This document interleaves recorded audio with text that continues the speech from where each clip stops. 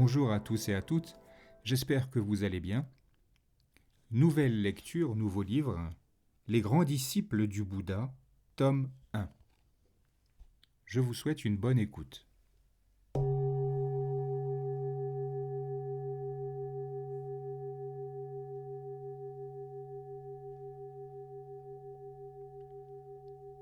Introduction. La place de l'état de disciple dans le bouddhisme. En tant que fondateur d'une religion, le Bouddha ne se présente pas comme un prophète inspiré par le divin, un sauveur personnel ou une divinité incarnée. Dans le cadre de son enseignement, le Dhamma, il joue le rôle spécifique de maître, le maître suprême qui révèle l'unique chemin vers la délivrance définitive. Dans la forme primitive de l'enseignement, qui est celle du canon pali, les différences entre le Bouddha et ses disciples portent sur la chronologie de leur réalisation et sur les qualités personnelles qu'ils acquièrent par cette réalisation. En termes de chronologie, le Bouddha est l'initiateur du chemin vers le Nibbana, alors que ses disciples sont ceux qui parcourent le chemin sous sa direction et récoltent de ce fait son fruit. Le Tathagata moine est l'initiateur du chemin qui n'avait pas été révélé auparavant, le réalisateur du chemin qui n'avait pas été réalisé auparavant, celui qui a proclamé le chemin qui n'avait pas été proclamé auparavant. Il est celui qui sait le chemin, qui l'a trouvé, qui le connaît parfaitement. Et maintenant, ses disciples continuent à parcourir ce chemin et, à son terme, le réalisent. Ceci, moine, est ce qui distingue, différencie et sépare le Tathagata, l'Arhat, le pleinement illuminé, d'un moine libéré par sagesse. En termes de qualité personnelle, le Bouddha, fondateur de la Sasana, l'enseignement ou diffusion du Dhamma, possède des capacités et des modes de connaissance immenses que ne partagent pas entièrement ses disciples. Ces facultés incluent non seulement des pouvoirs miraculeux, mais aussi la connaissance illimitée de la constitution de l'univers et de ses nombreux plans d'existence, et la compréhension totale des inclinations mentales multiples des êtres. De telles capacités sont nécessaires au Bouddha pour lui permettre de remplir sa mission essentielle, établir le Dhamma dans l'ensemble du monde et guider d'innombrables êtres vers la libération de la souffrance. Dans la mesure où l'intention du Bouddha, lorsqu'il fit pour la première fois tourner la roue du Dhamma, était de conduire les êtres au Nibbana, la structure même de son enseignement présuppose une relation de maître à disciple entre lui et ceux qui prêtent attention à son message. Le Bouddha est le maître pleinement éveillé, Sata. Son enseignement, Sasana, est une injonction à suivre une formation particulière. Ceux qui se plient aux exigences de l'état de disciple suivent son injonction, Sasanakara, et se soumettent à ses directives, Ovadapatikara. Au terme de son ministère, alors même qu'il gisait sur son lit de mort, entre les deux arbres, Sala, jumeaux, à Kusinara, il déclara que la façon appropriée de vénérer le Tathagata, le parfait, n'était pas d'avoir des gestes extérieurs d'hommage, mais de pratiquer régulièrement et avec dévotion le Dhamma. Le parcours de disciple du Bouddha commence par un acte de foi, Sada. Dans le bouddhisme, la foi n'est pas l'acquiescement aveugle à des propositions impossibles à vérifier, mais la disposition à tenir pour vrai ce que dit le Bouddha de sa personne. Il est l'être pleinement illuminé, qui s'est éveillé aux vérités les plus profondes et les plus essentielles sur la nature de l'existence, et qui peut montrer le chemin vers le but suprême. Avoir foi en l'illumination du Bouddha se manifeste par l'acte de prendre refuge en les trois joyaux du bouddhisme, Tiratana. Le Bouddha que l'on prend pour guide spirituel, son enseignement, le Dhamma, qui est l'expression la plus accomplie de la vérité existentielle et du chemin parfait vers la libération, et la noble Sangha, la communauté des nobles êtres, incarnation collective de la sagesse et de la pureté spirituelle. La foi entraîne inévitablement l'action d'entreprendre la formation spirituelle. Cela signifie concrètement que l'on fait siennes les règles de vie établies par le Bouddha pour ceux qui le suivent. Elles varient grandement selon la situation et l'aptitude du disciple. Certaines sont plus appropriées aux disciples laïcs, d'autres conviennent mieux à la vie monastique. Il revient aux disciples de faire le bon choix parmi elles. Toutes ces règles, quel que soit le point de départ originel, fusionnent finalement en un seul chemin, unique et universel, qui mène infailliblement au but ultime. C'est le noble octuple sentier, la voie vers la cessation de la souffrance, comprenant 3 divisions. L'éthique, sila, la parole juste, l'action juste et les moyens d'existence justes. La méditation, samadhi, l'effort juste, l'attention juste et la concentration juste. Et la sagesse, pana, la vue juste et l'intention juste. Ceux qui acceptent le Bouddha pour maître et tentent de suivre son chemin sont ses savakas, en sanskrit sravaka, ses disciples. Ainsi s'abolit la distinction conventionnelle entre ordre monastique et communauté laïque. Le groupe des disciples incluant les 4 assemblées traditionnelles de fidèles, les bhikkhus et les bhikkhunis, les moines et les nonnes, les upasakas et les upasikas, les disciples laïcs hommes et femmes, bien que des textes tardifs de la tradition mahayana traitent des savakas comme s'ils formaient une classe distincte de disciples, une classe qui contraste défavorablement avec les bodhisattvas. Les premiers écrits bouddhiques ignorent pareille distinction et appliquent le mot savaka à tous ceux qui acceptent le Bouddha pour maître. Le terme dérive du verbe causatif saveti, informer, proclamer, et qualifie ceux qui proclament avoir pour maître le Bouddha, ou peut-être ceux à qui le Dhamma a été proclamé. Dans les textes primitifs, Savata qualifie non seulement les disciples du Bouddha, mais aussi les adeptes d'autres systèmes spirituels dans leur relation à leur propre guide. 2 catégories de disciples.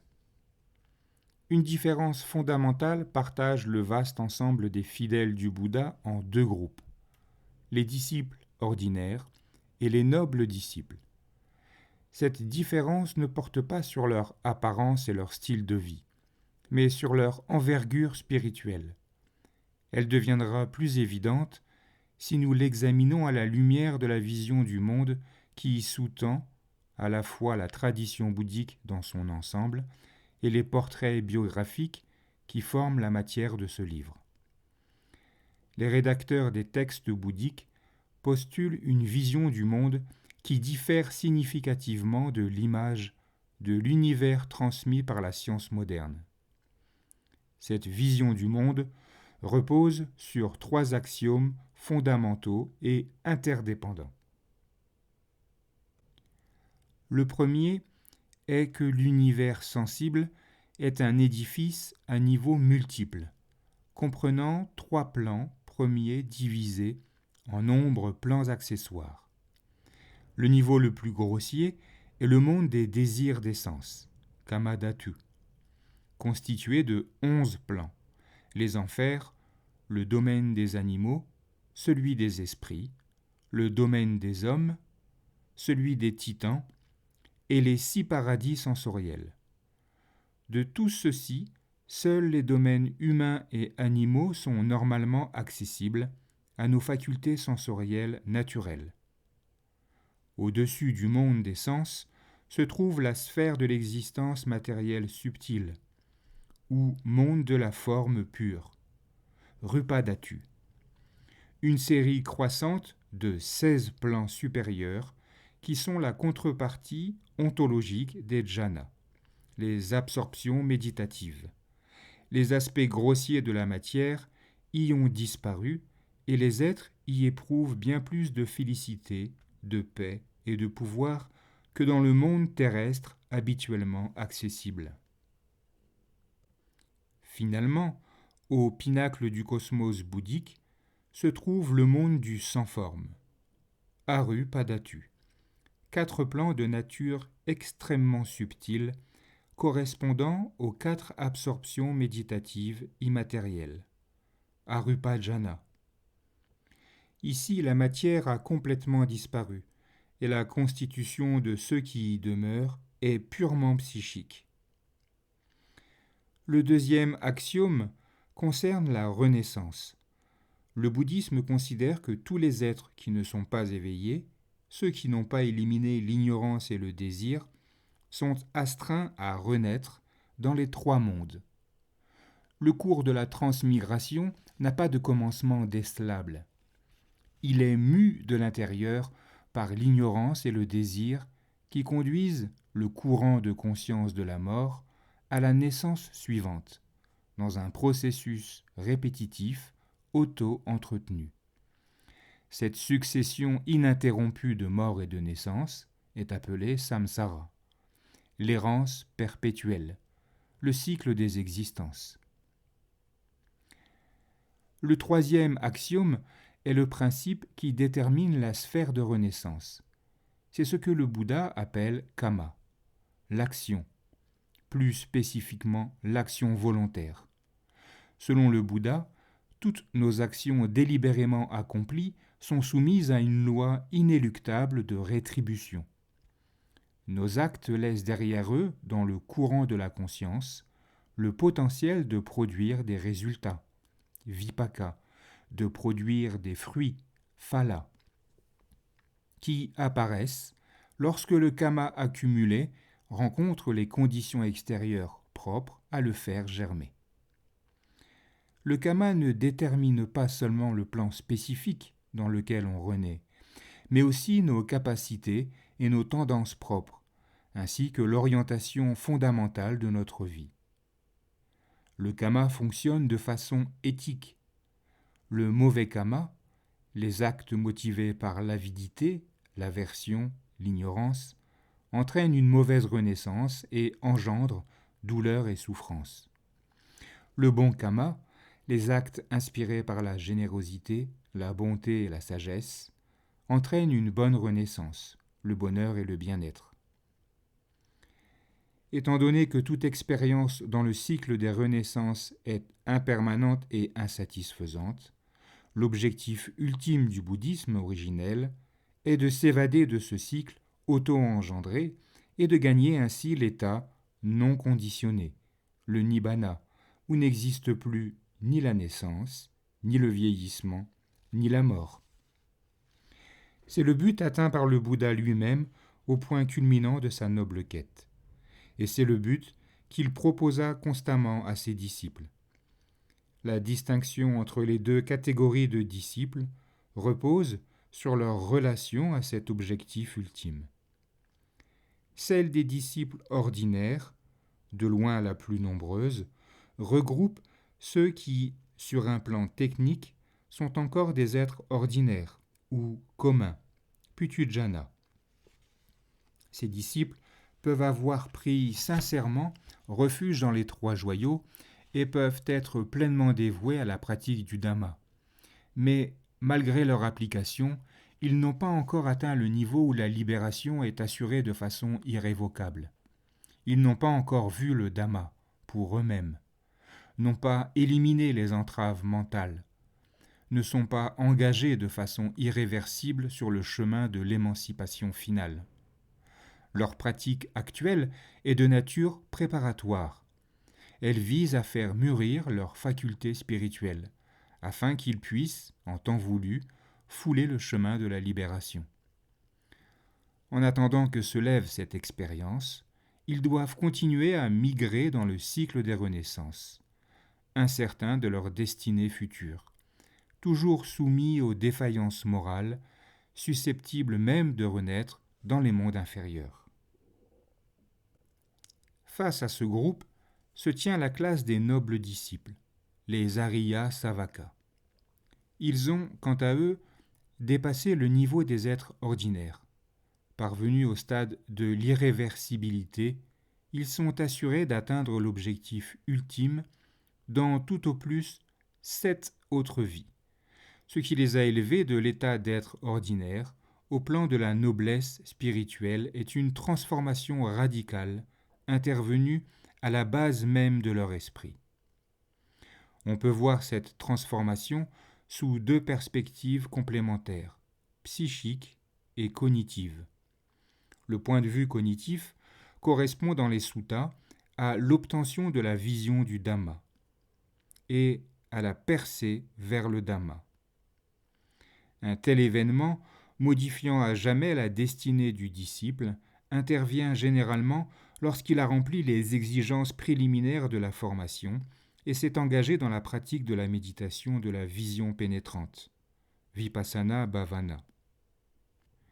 Comme la compréhension de plus en plus approfondie de la vraie nature des phénomènes fait mûrir la capacité de sagesse, Panna, il vient un moment où, toutes les conditions étant réunies, les brouillards de l'ignorance se dispersent temporairement, offrant aux disciples un aperçu immédiat de l'élément inconditionné, la non-mort, l'élément à la fois préexistant et final de tout, le processus de la libération. Lorsque s'élève cette vision, le disciple devient un véritable héritier du message du Bouddha. Les textes décrivent un tel disciple comme celui qui a vu le Dhamma, atteint le Dhamma, compris le Dhamma, pénétré le Dhamma, qui a surmonté tout doute et toute perplexité, qui est devenu celui qui se suffit à lui-même dans les enseignements du Maître. Quand bien même cette vision serait encore brumeuse et imparfaite, le disciple a accédé à la vérité ultime, et sa pratique diligente lui permettra en peu de temps de faire culminer sa vision dans l'illumination, Sambodhi, la compréhension complète des 4 nobles vérités nées de l'expérience. L'autre aspect de la transformation que subit le disciple touche à la constitution du psychisme. Il s'agit de l'élimination définitive de certaines dispositions mentales malsaines, appelées souillures, qui les a. Pour les présenter, on les classe habituellement en 10 entraves, ainsi nommées parce qu'elles lient les êtres au cycle des renaissances. Les suttas rapportent des cas exceptionnels de disciples ayant atteint par leur vie antérieure un degré élevé de sagesse et qui ont pu trancher d'un seul coup les 10 entraves, passant d'un bond de l'état d'être ordinaire à celui d'arahat, un être totalement libéré.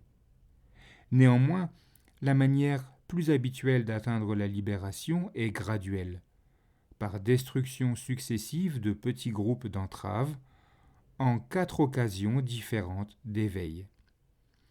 Il en résulte une quadruple gradation des nobles disciples, chaque degré principal étant lui-même subdivisé en 2 étapes.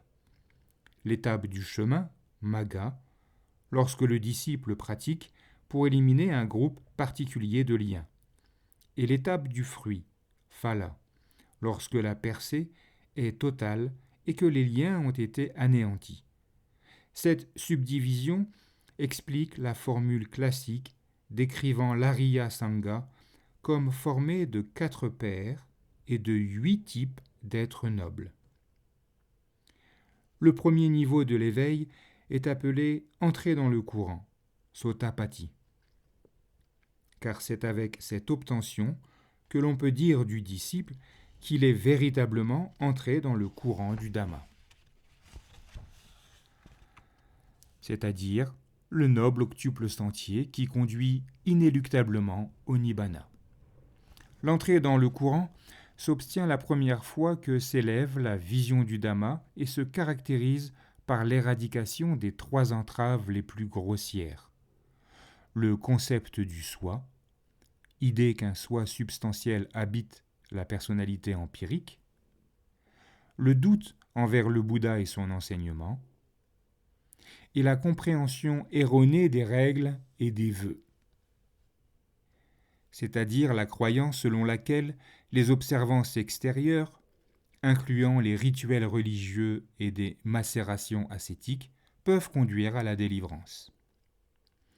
Couper ces 3 liens libère celui qui est entré dans le courant de la perspective d'une renaissance dans la sphère de la souffrance, à savoir les 3 mondes inférieurs que sont les enfers, le royaume animal et le domaine des esprits avides.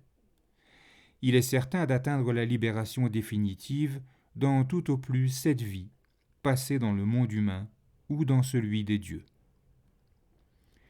La grande étape suivante de l'éveil est celle du retour unique. Celui qui ne revient qu'une fois connaîtra une dernière renaissance dans le monde humain ou dans les paradis du monde des sens, et y atteindra l'objectif ultime.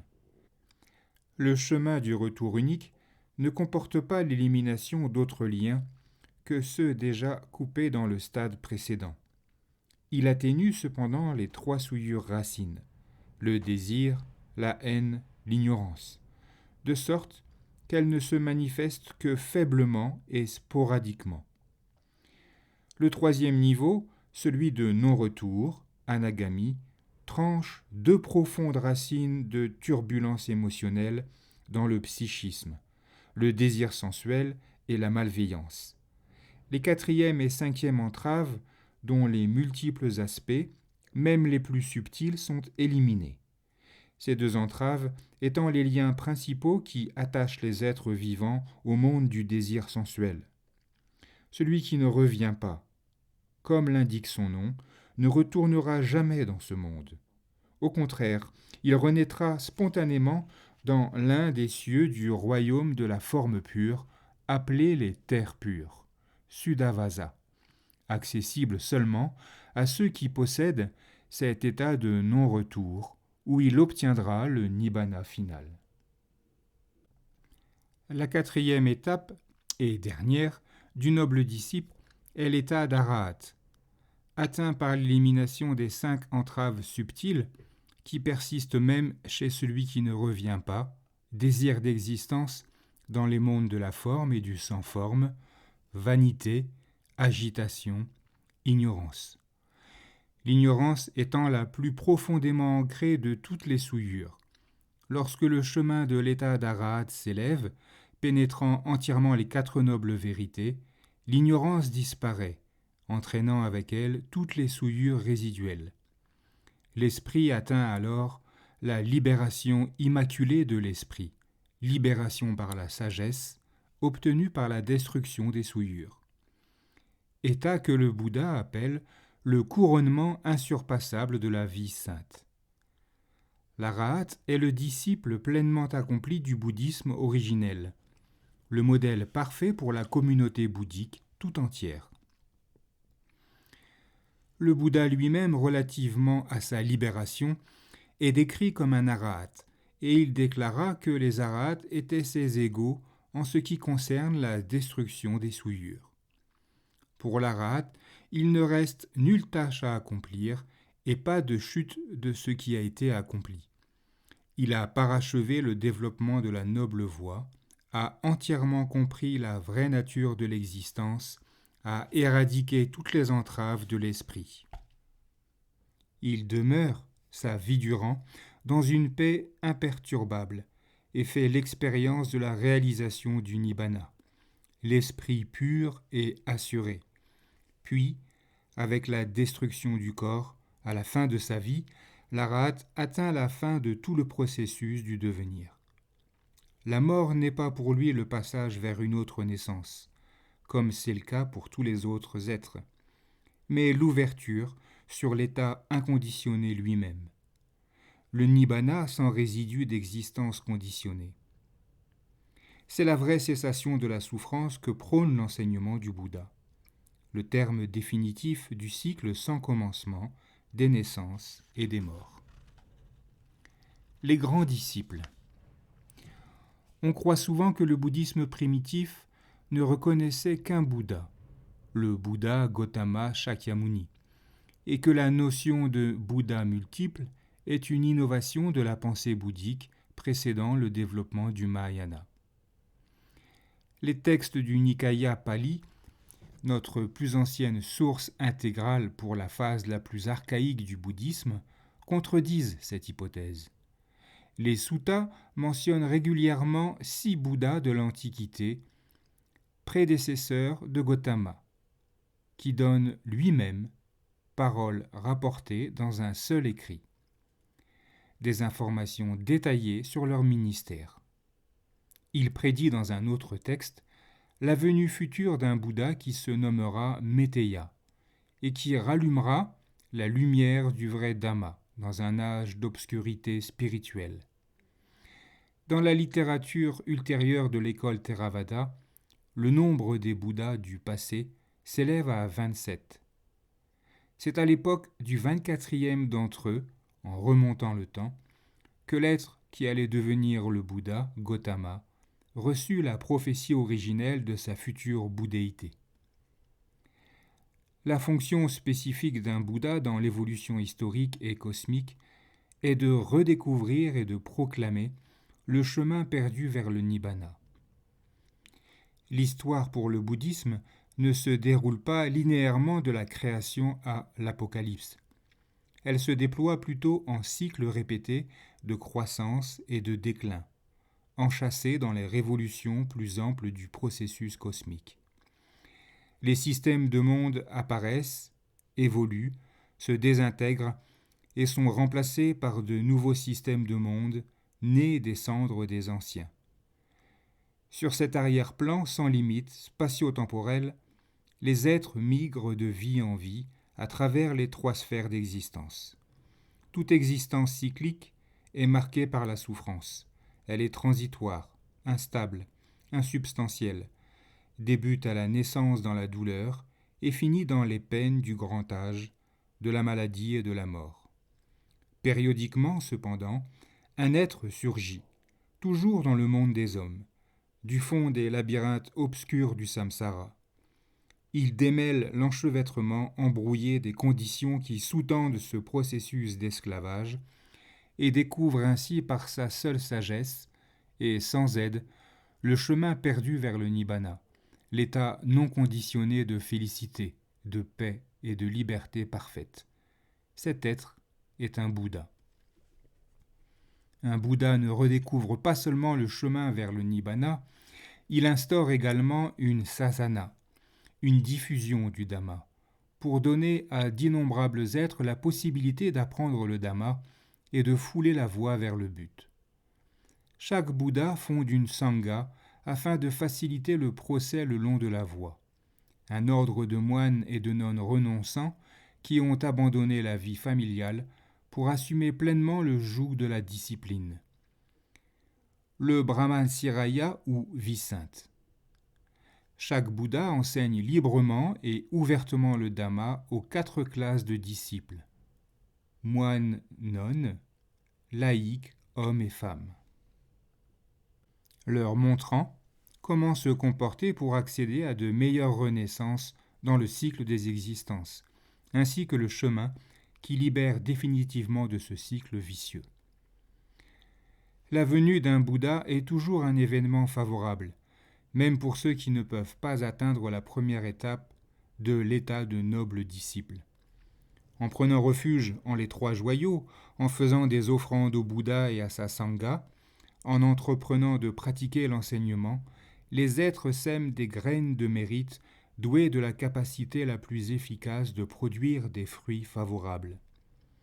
En mûrissant, de telles graines de mérite procurent des formes élevées de renaissance et font rencontrer de futurs Bouddhas. Les êtres peuvent ainsi entendre à nouveau le Dhamma et, lorsque leurs facultés sont pleinement développées, ils atteignent la réalisation des chemins et des fruits de la libération. Chaque Bouddha désigne au sein de sa suite de nobles disciples, ceux qui sont les plus éminents dans un domaine particulier. Il installe d'abord 2 bhikkhus à la tête de la sangha pour qu'ils partagent avec lui, en tant que disciples principaux, les responsabilités essentielles de l'instruction des moines et de l'administration de la sangha dans son ensemble. L'un prédomine par la sagesse, l'autre par l'exercice des pouvoirs psychiques. Dans la suite du Bouddha de notre temps, ces 2 postes furent tenus par les arahats Sariputta et Mahamoggallana. Chaque Bouddha nomme ensuite un bhikkhu à la fonction de serviteur personnel, Upataka, pour répondre à ses besoins, servir d'intermédiaire auprès du public et l'accompagner dans ses prédictions itinérantes. Ce poste fut tenu auprès du Bouddha de notre temps par le vénérable Ananda, également connu comme gardien du Dhamma pour son rôle dans la préservation des sermons du Bouddha. Ces postes très éminents et intimes n'épuisent en aucune façon la série des grands disciples. L'Anguttara Nikaya du canon pali contient un chapitre appelé l'état d'Agavaga. Chapitre, celui-ci est éminent, dans lequel le Bouddha crée 80 catégories de grands disciples, 47 parmi les bhikkhus, 13 parmi les bhikkhunis, et 10 dans chacun des groupes de disciples laïcs masculins et féminins. Il nomme dans chaque catégorie un disciple principal, bien que dans quelques rares cas, un même disciple excelle dans plusieurs catégories. L'un des moines, Lakuntaka Bhaddiya, est par exemple le premier de ceux qui ont une voix agréable. Vanjisa est le premier de ceux qui composent des vers. Ratapala est le premier de ceux qui ont renoncé au monde par foi, etc., etc. La sangha des bhikkhunis est menée par 2 bhikkhunis principales. Khema prime par la sagesse et Upalavana par les pouvoirs psychiques. Une nonne, Patakara, maîtrise parfaitement la discipline. Une autre, Sona, prédomine par l'ardeur. Une troisième, Bada Kapilani, l'emporte dans le souvenir de ses vies antérieures, etc. Les disciples laïcs comportent un bienfaiteur principal, Anathapindika. Le meilleur prédicateur parmi eux est Sita, le chef de famille. Ataka Dalavi excelle dans l'art de constituer une suite, etc.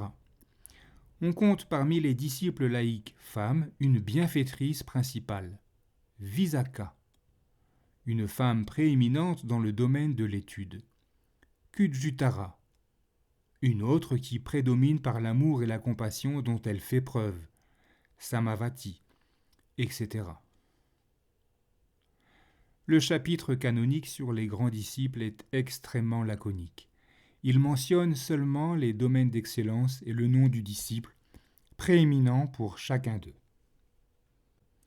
Il faut se tourner vers les commentaires pali, notamment ceux sur l'Etada Gavaga, pour apprendre sur quoi reposent ces distinctions.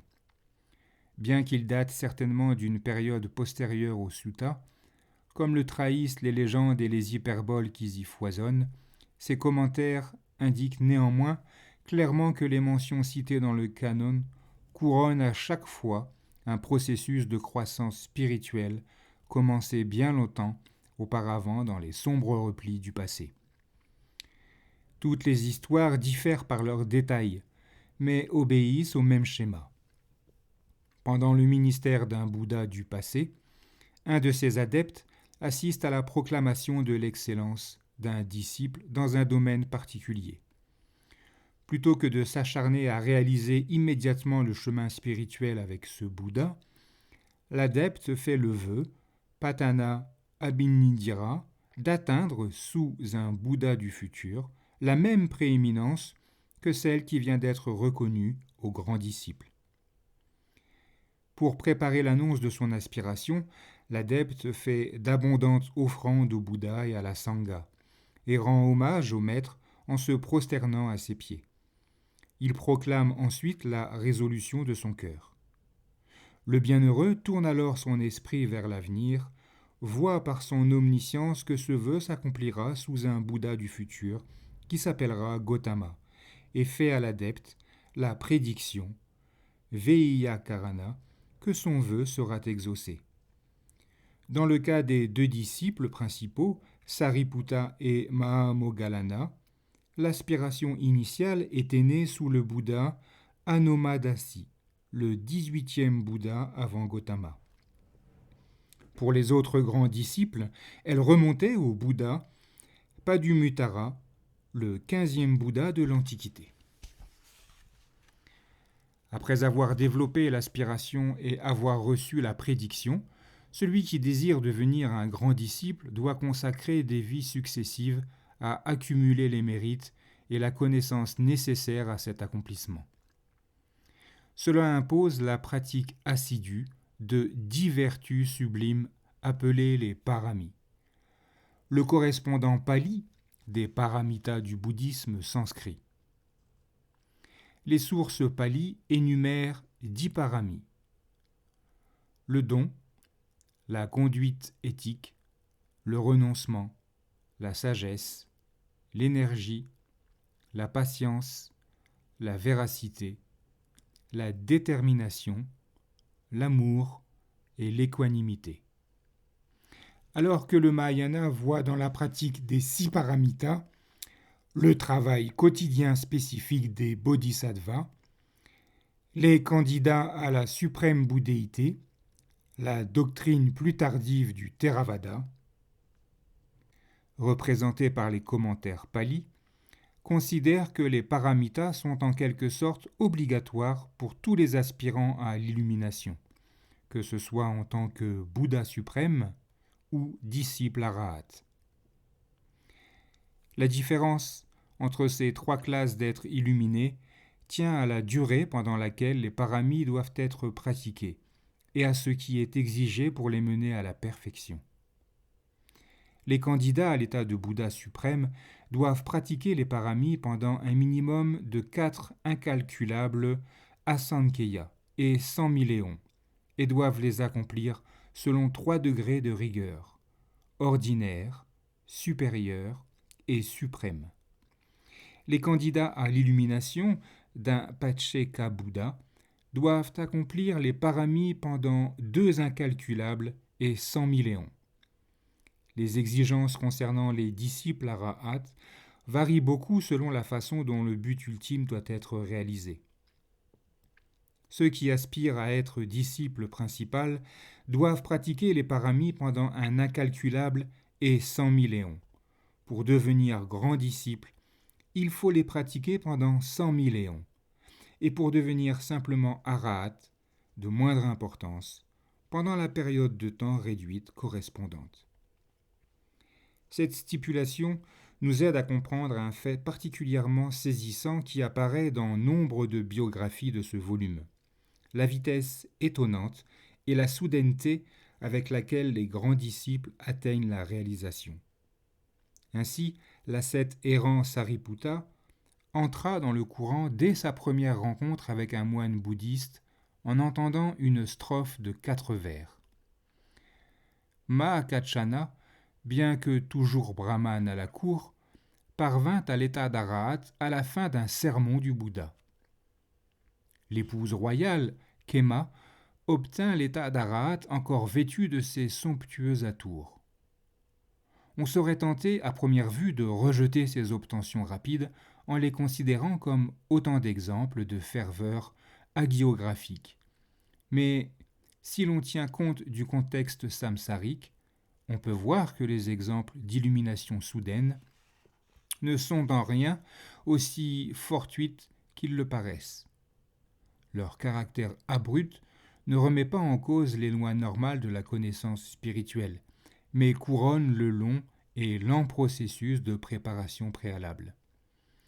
Poursuivi au cours d'innombrables vies inscrites, sur une vaste toile de fond cosmique, qui amena à maturité toutes les conditions nécessaires à l'éveil.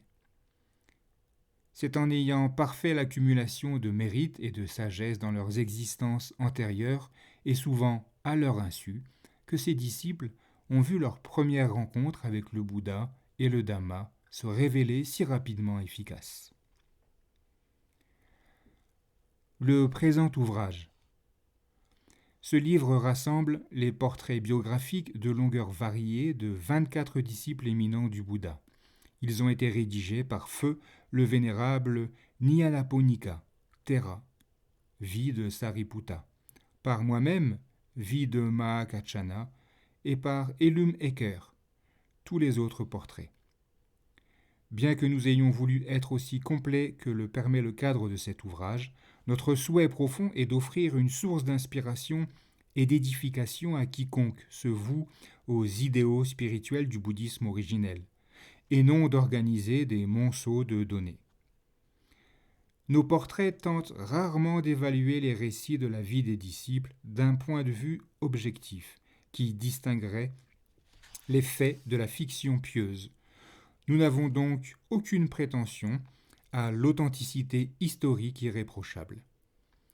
L'approche que nous avons adoptée place la perspective de l'auteur au sein de sa matière à la façon d'un témoin compréhensif et d'un avocat, et non en dehors d'elle, à la manière d'un érudit désintéressé ou d'un juge.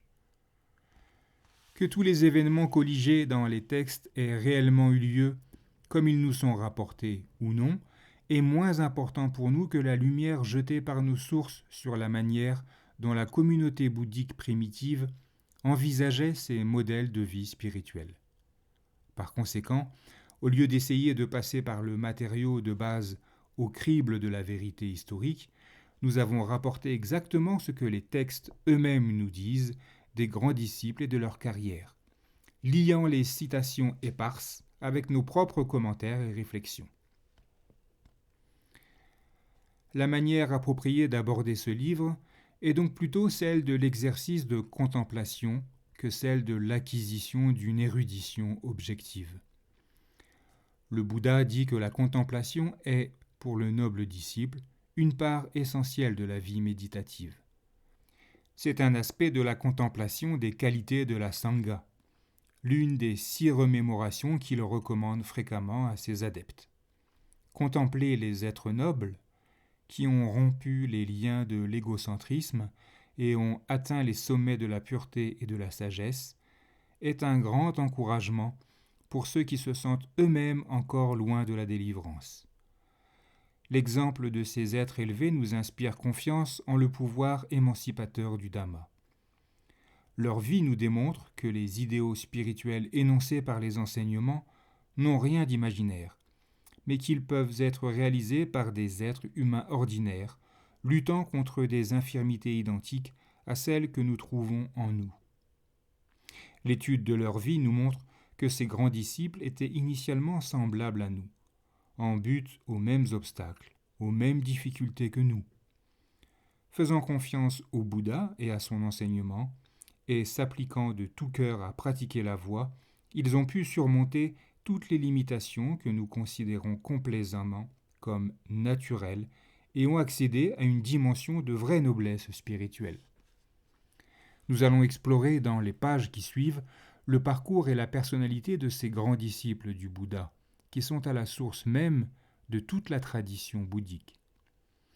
Nous examinerons leur vie antérieure et leurs premières expériences, leur lutte pour l'éveil, leurs obtentions et leurs enseignements, leurs activités comme membres de la suite du Bouddha et la manière dont ils sont morts, lorsqu'elle est connue.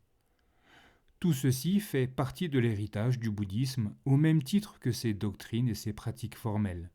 Ce ne sont pas de simples fragments d'une histoire ancienne, morte et sans intérêt, mais un legs vivant et lumineux parvenu jusqu'à nous en ce moment critique de l'histoire humaine où notre survie même dépend d'une capacité à nous transcender semblable à celle dont ses disciples ont fait preuve avec éclat dans leur vie. Notre principal critère de sélection des disciples étudiés fut leurs envergures spirituelles et leur importance dans la diffusion du Dhamma. Ce critère fut toutefois contrebalancé par un facteur qui limita sévèrement nos choix, à savoir l'existence de sources pertinentes.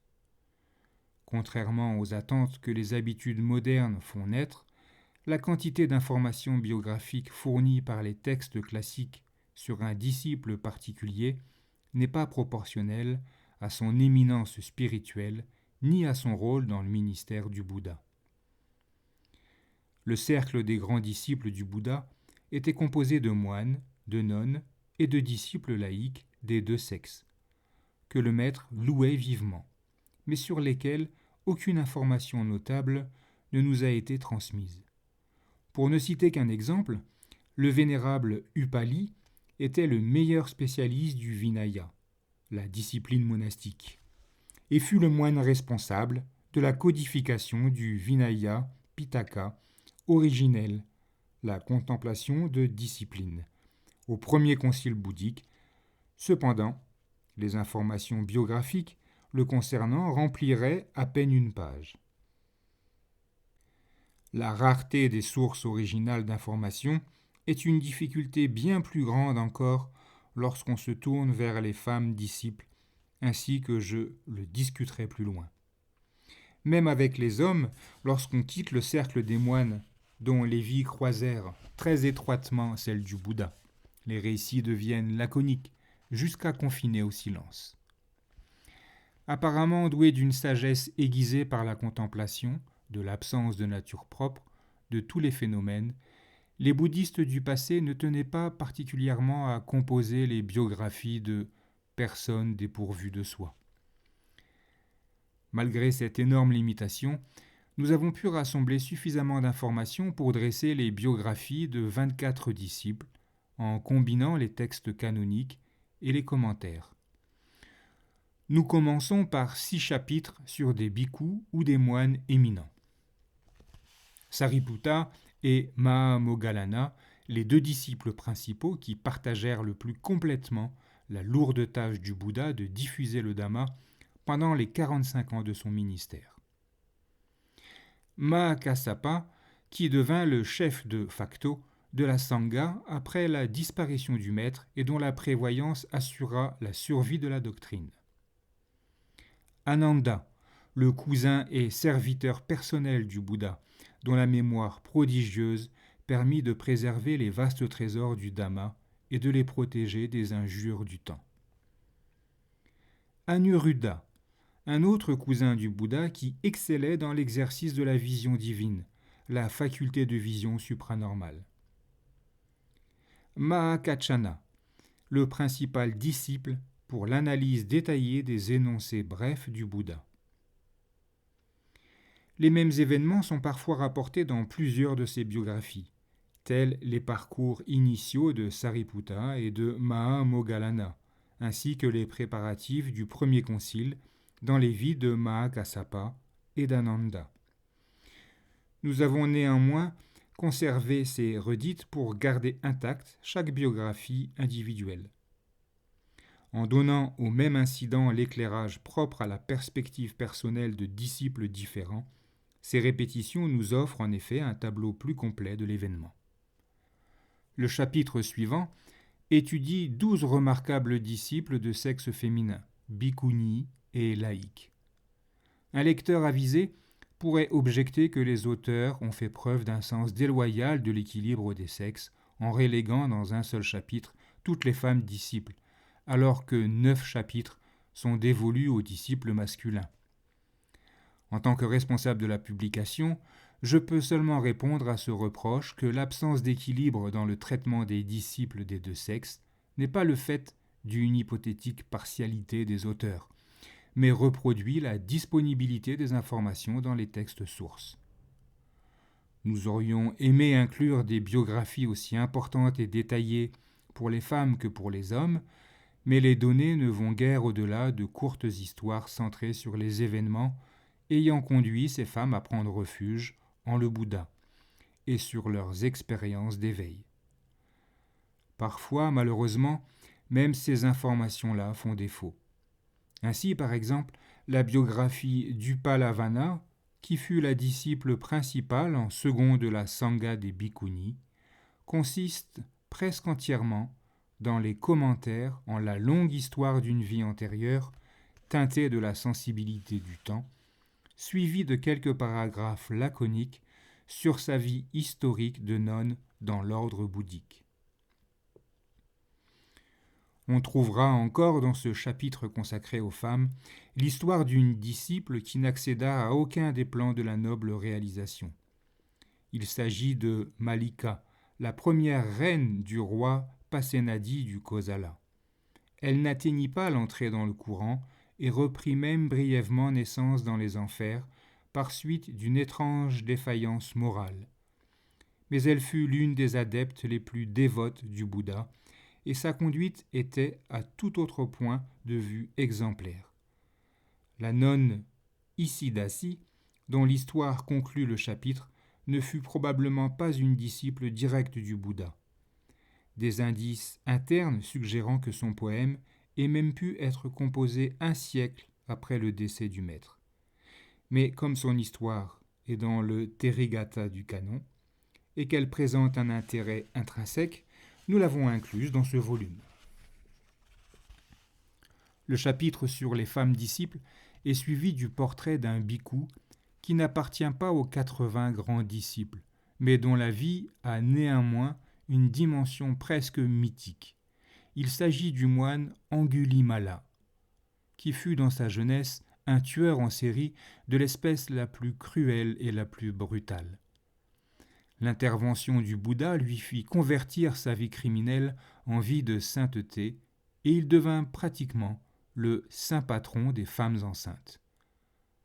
Puis nous étudierons la vie et les accomplissements du principal bienfaiteur du Bouddha, le chef de famille Anathapindika, qui offrit au Bouddha sa résidence monastique favorite et qui représente à beaucoup d'égards le bouddhisme laïque idéal.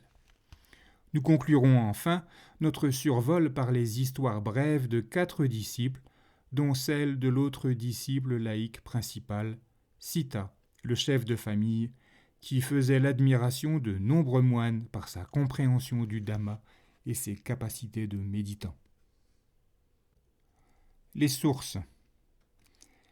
La source principale à laquelle nous avons puisé la matière de nos portraits de grands disciples est le canon pali. L'ensemble des textes du bouddhisme Theravada préservés dans la langue indo-aryenne moyenne, que l'on appelle aujourd'hui le pali. Cette collection comporte 3 corbeilles, ou compilations. Le Sutta Pitaka, ou compilation des sermons, le Vinaya Pitaka, ou compilation de la discipline, et l'Abhidhamma Pitaka, ou compilation des traités philosophiques. Cette dernière est surtout constituée de traités d'analyse psychophilosophique et n'a presque aucun rapport avec notre sujet, tandis que le Vinaya Pitaka fut plus utile tant en raison des incidents qu'il rapporte relatifs aux règles monastiques que pour son thème principal, les statuts de l'ordre. Le Sutta Pitaka est ainsi devenu la pierre angulaire de nos études biographiques. Il comporte 4 collections majeures, le Digha Nikaya, ou long sermon, le Majjhima Nikaya, ou sermon de moyenne longueur, le Samyutta Nikaya, ou discours connexe. Sutta court en 56 chapitres unis par un thème commun. Et l'Anguttara Nikaya, ou sermon numérique, sutta court organisé par ordre numérique des premiers au 11e. C'est dans la section des premiers de l'Anguttara et Nikaya que se trouve l'Etada Gavaga, le chapitre. Celui-ci est éminent, où le Bouddha désigne ses 80 disciples principaux. En plus de ces collections, le Sutta Pitaka en contient une 5e appelée le Khuddaka Nikaya, littéralement la collection mineure, qui s'avère être, en fait, la portion la plus volumineuse de la corbeille. On y trouve, parmi des textes variés, 4 œuvres d'intérêt particulier pour les vies des grands disciples. Deux d'entre elles sont appareillées. Le Theragatha, les strophes des moines anciens, un ensemble de 1279 strophes attribuées à 264 bhikkhus. Et le Therigatha, les strophes des nonnes anciennes, contenant 494 strophes attribuées à 63 bhikkhunis. Les aînés de la Sangha bouddhiste des premiers temps y rapportent les événements qui les conduisèrent à la vie de renonçants, leur obtention de l'illumination et leur compréhension du Dhamma. La plupart de ces vers sont purement didactiques et possèdent des parallèles ailleurs dans le canon. Une part significative d'entre eux est au moins partiellement autobiographique, dans la mesure où même des vers didactiques nous laissent entrevoir la personnalité du disciple qui les prononce. La troisième contribution de la collection mineure à notre livre est la collection des Jataka. Alors que les Jataka canoniques sont uniquement formés de vers difficilement compréhensibles, hors de tout contexte, la collection complète des Jataka, trouvée dans le commentaire sur les Jataka, contient 547 histoires de naissance, où sont inclus les versets canoniques. Ces histoires relatent les aventures et les exploits du Bodhisatta, le futur Bouddha Gautama, dans ses existences passées, alors qu'il allait de vie en vie, en accumulant les vertus qui s'épanouiraient dans son obstination de la bouddhéité. Nourris par la luxuriante imagination indienne, ces contes servent à transmettre des leçons d'éthique bouddhique en mettant la fable et la fantaisie au service du Dhamma. Ils sont utiles à l'étude des grands disciples par leurs préambules et leurs épilogues. Le préambule relate l'incident survenu pendant le ministère du Bouddha qui l'incita à raconter l'histoire dont il est question. Ces incidents reflètent souvent des événements d'un lointain passé impliquant les incarnations précédentes de ses disciples principaux. Dans l'épilogue, le Bouddha identifie les personnages de cette naissance passée avec ceux du présent. Par exemple, en ces temps-là, Moggallana était l'éléphant, Sariputta était le singe, et j'étais la sage perdrix. Ce qui nous permet de découvrir le contexte samsarique des disciples. Un quatrième ouvrage de la collection mineure, entièrement versifié et d'origine tardive, a été utilisé avec modération. Il s'agit de l'Apadana, une anthologie dans laquelle les moines et les nonnes ayant obtenu l'état d'arahat, en suivant le Bouddha, parlent des actes méritoires de leur vie antérieure et, parfois, de leur obtention de la libération au cours de leur dernière vie. L'œuvre comprend deux parties principales. Le Thera Abhadana, ou récit des moines anciens, 55 chapitres comportant chacun 10 récits, et le beaucoup plus court Theri Apadana, ou récit des nonnes anciennes, 4 chapitres de 10 récits. L'autre source documentaire que nous avons utilisée, seconde en importance après le canon, est l'ensemble des commentaires palis. Outre le commentaire des Jataka que nous venons de citer, et qui est un groupe à lui seul, 4 des nombreux commentaires du canon furent très précieux pour notre entreprise. L'un est le commentaire sur l'Etadagavaga de l'Anguttara Nikaya, trouvé dans le Manora Tapurani, le commentaire complet de l'Anguttara. On l'attribue à Acariya Buddhaghosa, le plus grand des commentateurs palis, qui fonda son travail sur les anciens commentaires Sinhala, disparus aujourd'hui, qui avaient été conservés au Mahavihara, le grand monastère, à Anuradhapura au Sri Lanka. Le commentaire sur l'Etadavaga donne des biographies de tous les disciples déclarés prééminents dans un domaine particulier. Elles sont toutes construites de façon similaire. Chacune relate pour commencer en quelle occasion d'une vie passée le disciple formula son aspiration originelle à être un disciple prééminent. souligne ensuite les événements de quelques vies antérieures qui furent l'occasion d'actes très méritoires et rapporte enfin les circonstances qui, dans cette vie, mirent le disciple en relation avec le Bouddha. L'histoire culmine généralement avec l'accession à la dignité de grand disciple, mais elle peut, à l'occasion, se poursuivre pour raconter des faits de leur carrière de membres de l'entourage du maître.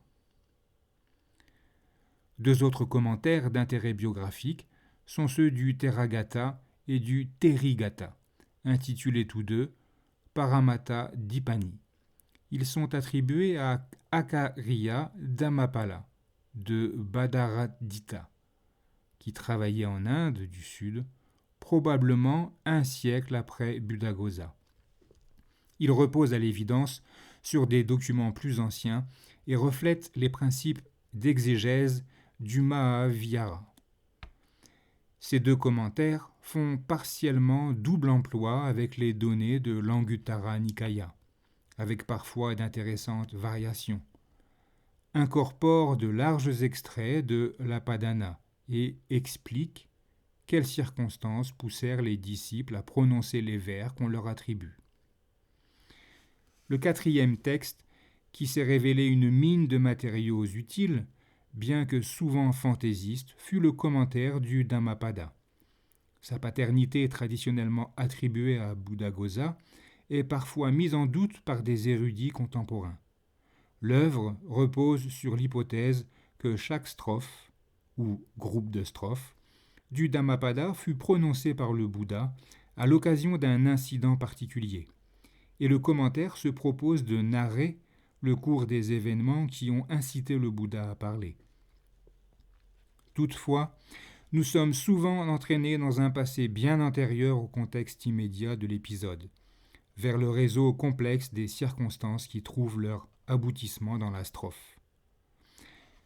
Le commentaire relate parfois en toile de fond un cycle d'histoires qui peuvent même s'étendre dans les vies antérieures, révélant par là le contexte kamique des événements qui se déployaient autour du Bouddha et de ses disciples. À propos de la méthode, il faut insister sur le fait qu'en dehors des récits qui apparaissent à l'arrière-plan des commentaires, les références à notre disposition ne contenaient rien qui, même de façon approximative, ressemblait à une biographie logique et cohérente des grands disciples. On ne trouve en effet, dans tout le canon pali, pas même une biographie correcte du Bouddha. La tentative la plus ancienne faite en ce sens semble être, dans la tradition pali, le Jataka Nidana, l'introduction au commentaire des Jataka. Le commentaire de l'État d'Agavaga, notre source la plus complète d'informations sur les disciples, tend à accorder plus d'importance à leurs histoires samsariques passées qu'à leur carrière auprès du Bouddha. Et d'autres commentaires offrent, au mieux, des explications d'événements particuliers plutôt que les récits de vies entières. Par conséquent, les biographies composant ce livre ont dû être construites à partir des briques et des poutres éparses de l'héritage scripturaire que nous avons tenté de maçonner en ensemble cohérent avec le ciment de notre réflexion personnelle et de nos interprétations.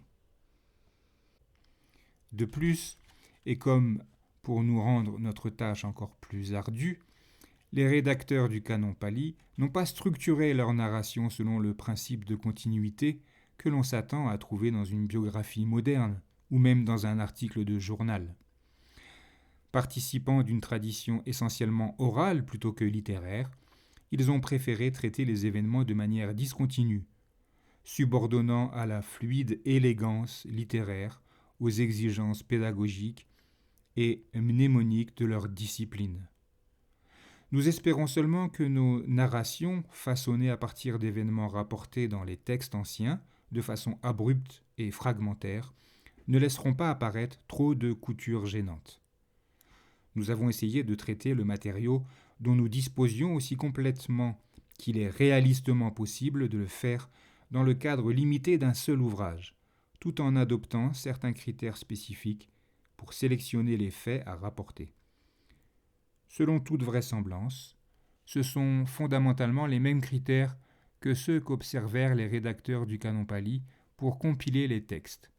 Choisir les incidents et les anecdotes véhiculant de la façon la plus claire une image frappante de la personnalité du disciple, image qui sert de modèle devant être imitée par la communauté bouddhique ou qui révèle des aspects particuliers de son approche, de la pratique et de la compréhension du Dhamma.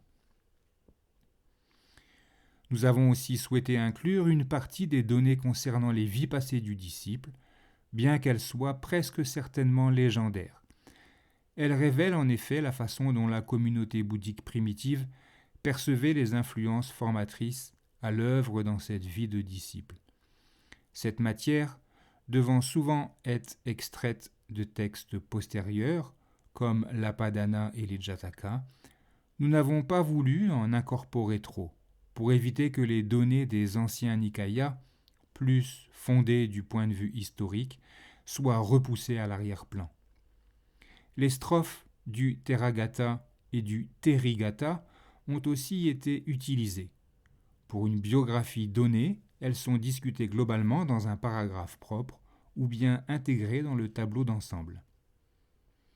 La manière la plus utile de se servir de ce livre serait de lire les biographies dans le but pour lesquels elles furent rédigées à l'origine, c'est-à-dire l'inspiration et l'édification spirituelle.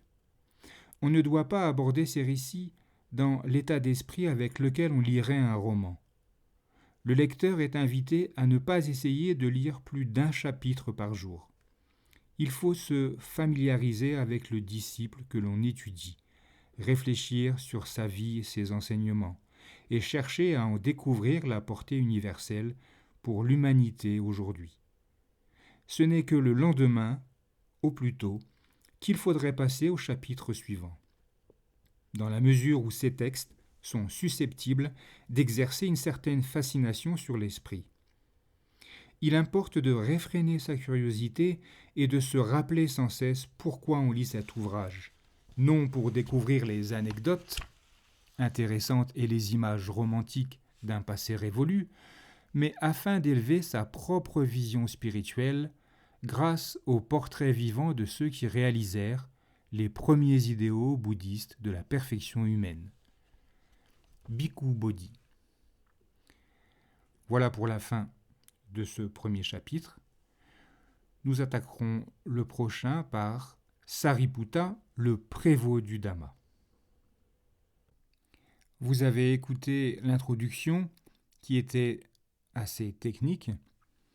Donc dans les prochains chapitres, à chaque disciple, je ferai des petits sous-chapitres comme le préconise Bhikkhu Bodhi, de manière à alléger un peu ce livre et pas en faire une lecture trop longue et trop appuyée.